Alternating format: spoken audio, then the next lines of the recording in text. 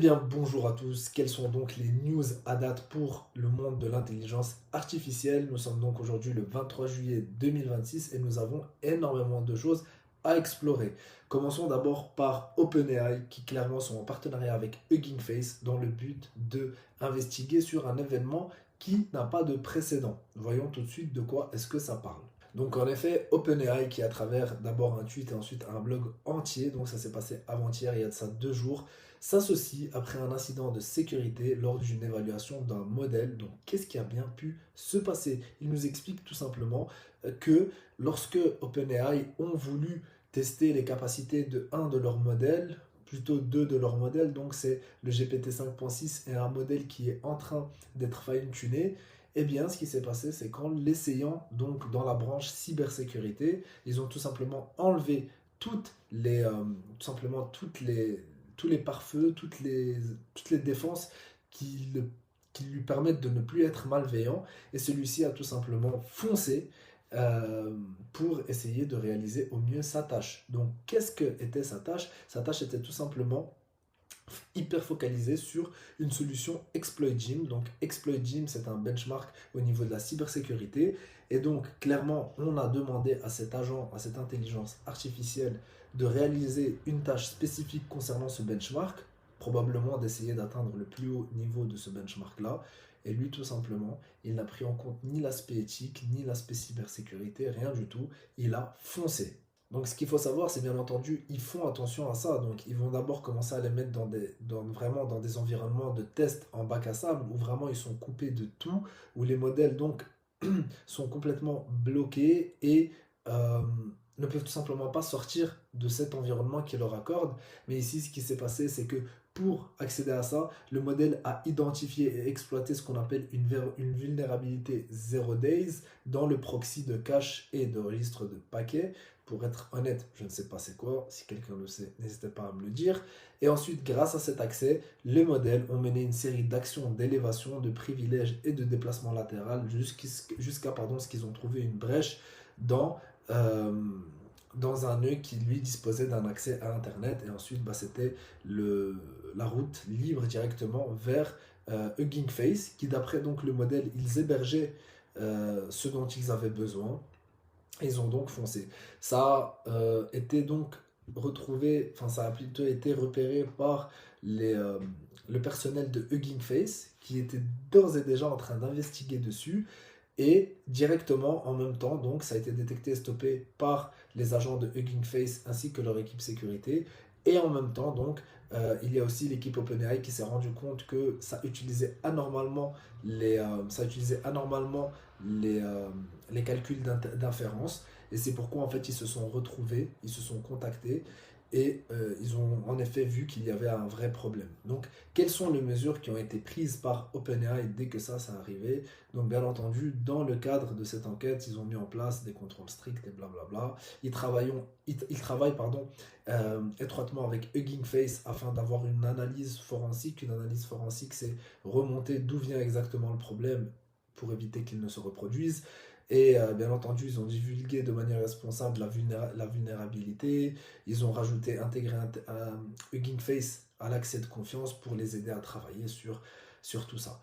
Euh, Moi, il y a quelque chose qui me tracasse, c'est que je pense vraiment que c'est la première d'une longue série et que avec le gros breakthrough qu'on a eu dernièrement, notamment avec GPT 5.6 seul, mais surtout avec Fable 5, je pense que nous avons atteint un nouveau stade au niveau des modèles. Les modèles deviennent vraiment bons, deviennent vraiment intelligents et ça devient de plus en plus compliqué, tout simplement de prévenir des problèmes qui peuvent être liés à ceci.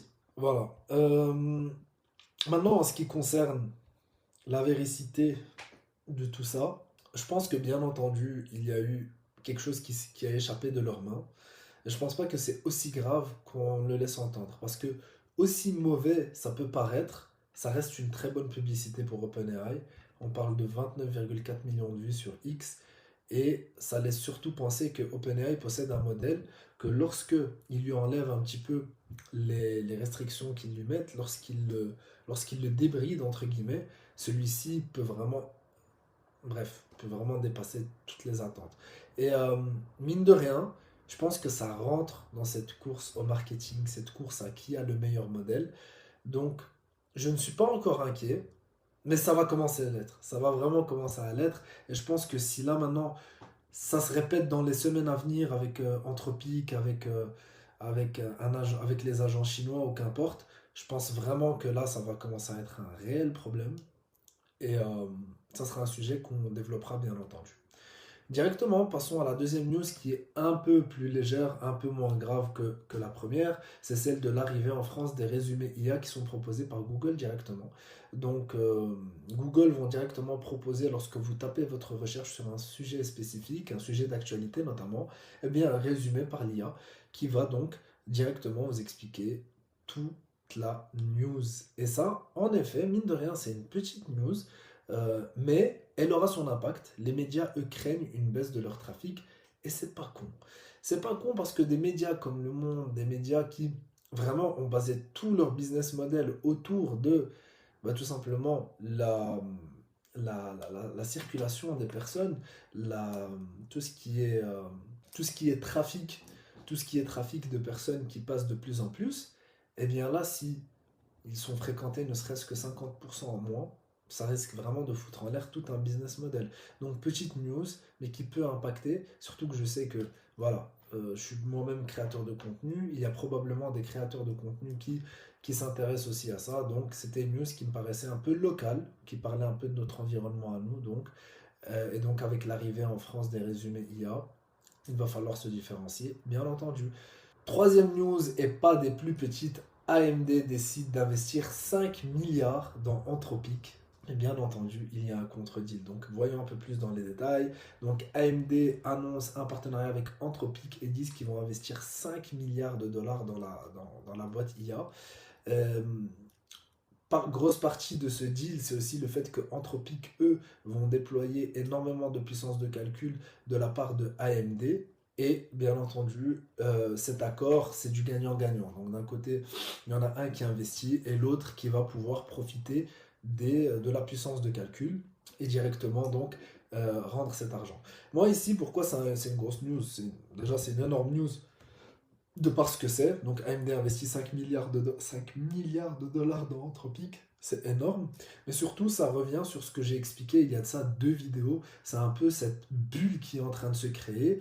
Et là, on est en plein dedans. Ça vient de revenir. Donc si vous n'avez pas vu la vidéo, elle est très intéressante. La vidéo, c'est donc une vidéo qui concerne la bulle de l'IA. Et ici, je vais vous expliquer vraiment très brièvement qu'est-ce qui se passe. Donc on a eu exactement la même chose avec Google, qui ont donc investi des dizaines de milliards en Anthropic, comme il s'est passé là maintenant. Sauf que Anthropic, du coup, dans leur partie du deal, ils sont obligés d'utiliser le cloud de Google à hauteur de 200 milliards, du coup, sur une période de 5 ans.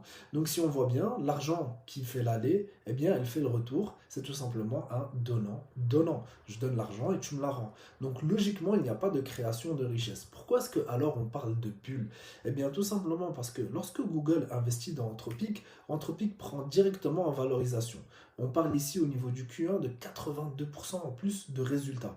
Mais vous voyez pas ici un problème? Google n'a fait que donner de l'argent qui lui a été rendu. C'est pas de l'argent qui va être investi dans la R&D, c'est pas de l'argent qui va être investi dans de la création de valeur à proprement dit.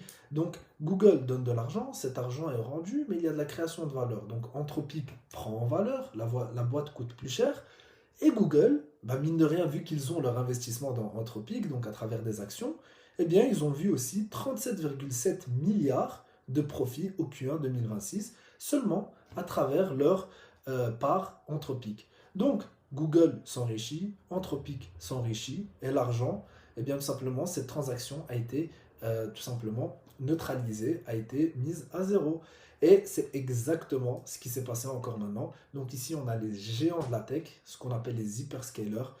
Enfin, les hyperscalers, ça peut aussi être une attribution donnée aux autres grosses entreprises, mais notamment ici les géants de la tech qui s'enrichissent entre eux et continuent de créer de la richesse, ils continuent de créer de la richesse, parfois même sous le dos des simples indépendants, ou du moins des simples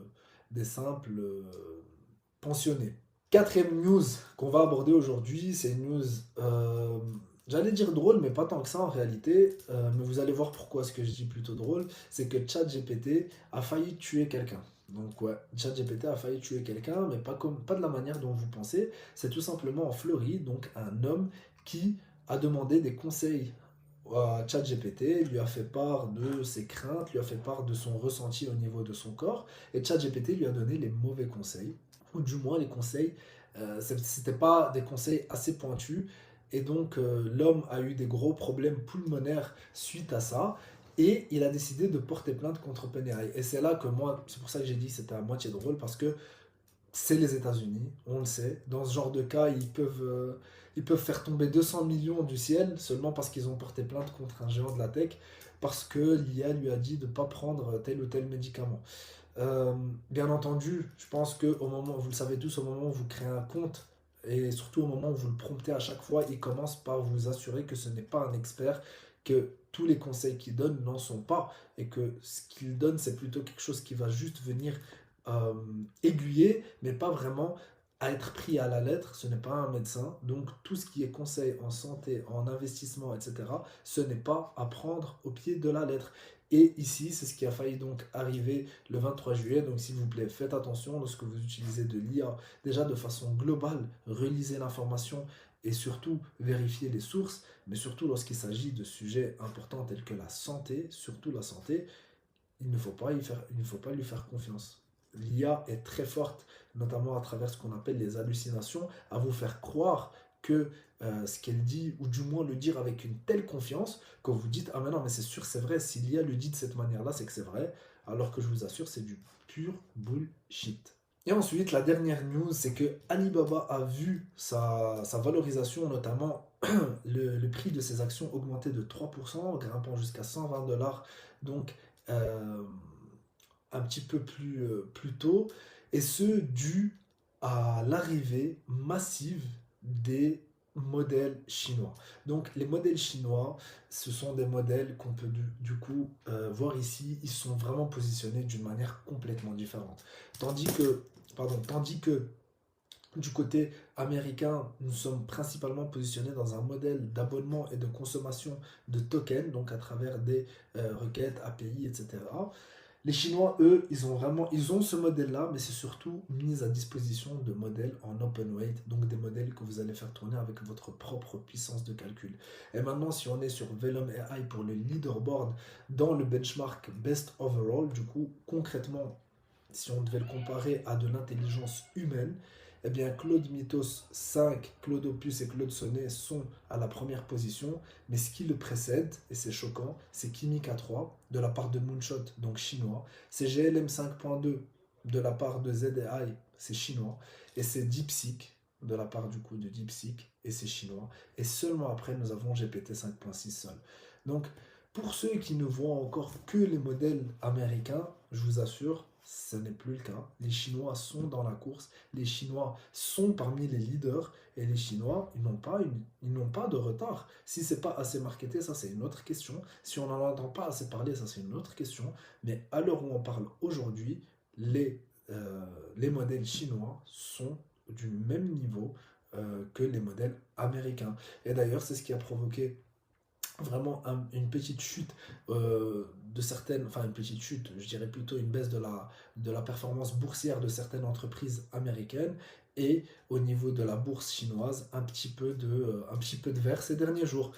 Donc voilà un petit peu pour les news de ces 2 derniers jours. J'espère que ça vous a plu. Si vous en avez d'autres, n'hésitez pas à m'en faire part. Et bah écoutez, on se dit à la prochaine, hein.